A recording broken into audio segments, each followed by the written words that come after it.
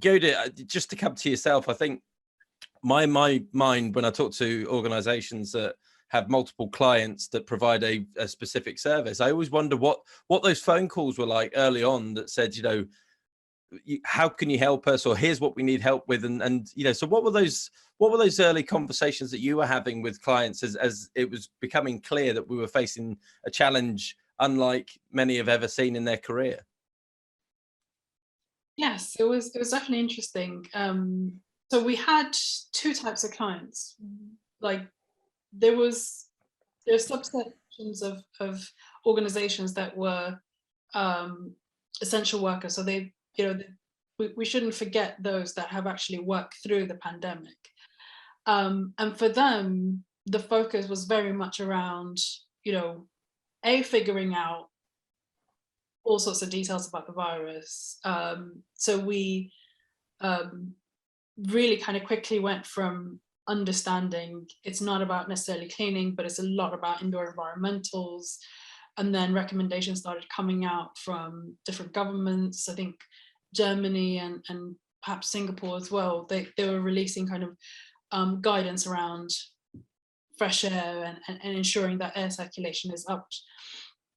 And so at the same time as these essential organizations were really kind of carrying on in the best way they knew how, and implementing kind of social distancing, they were also learning with us the science behind it all, and how to create safe environments. So I think with them, we were able to kind of I think in a way they were the test, as it were, for the folks that are now coming back and really now, or over the last 6 months, they've kind of opened the field for them. So I hope that makes sense. There's two types of organizations that we need to really be mindful of. Yeah.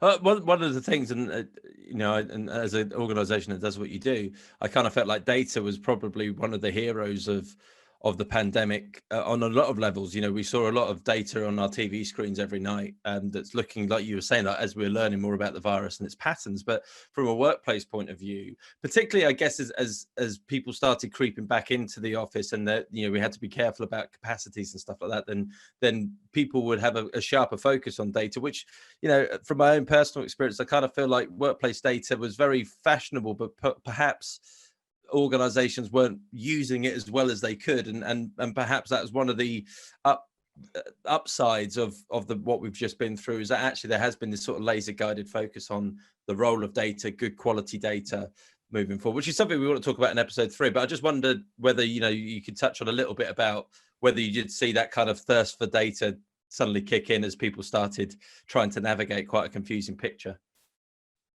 Yes. And it's not just kind of one type of data; it's multi-dimensional, which is quite interesting. I think everything brings complexity. Like hybrid working brings a lot of complexity, and being a lot more data focused helps. And I'll explain one at a time. But and then COVID in itself has the kind of the virus transmittability and so forth. COVID safety is affected a lot by environmental and invisible. So that becomes really crucial. So environmental data previously was kind of quite low down people's priorities, frankly. It was a nice to have from a wellness standpoint. But now for anybody that is operating an indoor environment, indoor air quality is quite critical, whether that's within schools or kind of office buildings. So multi-dimensional data, and then the subjective data around asking people what they want. Now that you're working from home, most employers had to really focus on how does this change and how do we engage with employees and get feedback. So there's the subjective data, the objective data around the environment, and then utilization, obviously, in terms of managing capacity. So So yeah, the environment went from simpler to just the complexity ratcheted up. I think that's a fair summary of the pandemic, wasn't it, as well? Dereck, you wanted to come in there. Yeah, I just wanted to come in just to kind of add to Yodit's point around data. So one of the interesting things I've observed is that previously the only people interested in like data utilization and air quality testing, that kind of data, was people like myself, workplace professionals. However, now the proverbial John Doe sits, in an office, is also interested, so our staff, our colleagues are now asking, okay, guys, I want reassurance that the office is safe, and you can't just tell me it's safe. Show me the data. So those kind of things those kind of conversations are actually starting to happen, within, like, people who traditionally wouldn't even care about air quality data, or they would just turn up for work, have a coffee.